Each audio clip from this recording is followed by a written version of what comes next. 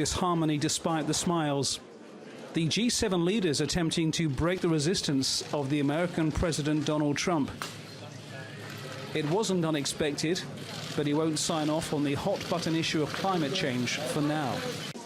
There's been concern about whether the United States will move away from the 2015 agreement on reducing greenhouse gases, and there was no hiding the disappointment. The entire discussion about climate was very difficult, if not to say very dissatisfying. We have a situation where 6, or if you also include the EU, 7, are against 1.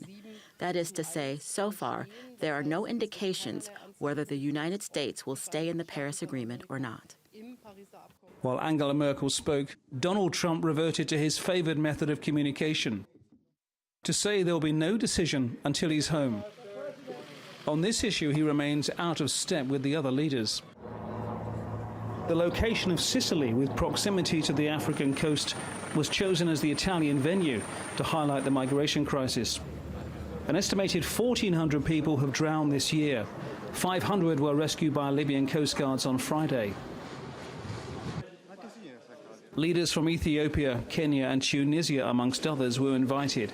Key players in the crisis from countries of origin or transit.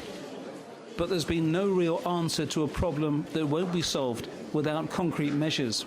The scandal is that G7 leaders come and fly home tonight without having done anything credible about that, without having come up with any credible plan to end this vast human tragedy. That's the real scandal of this summit. There was some harmony on the issue of free trade and some relief that President Trump, who was elected on an America First agenda and once threatened tariffs on Mexican and Chinese goods, has moved away from the idea of protectionism, committing with the other leaders to a rules-based international trade system. Donald Trump has covered a lot of ground on his initial world tour. It's allowed him to walk on the world stage for the very first time.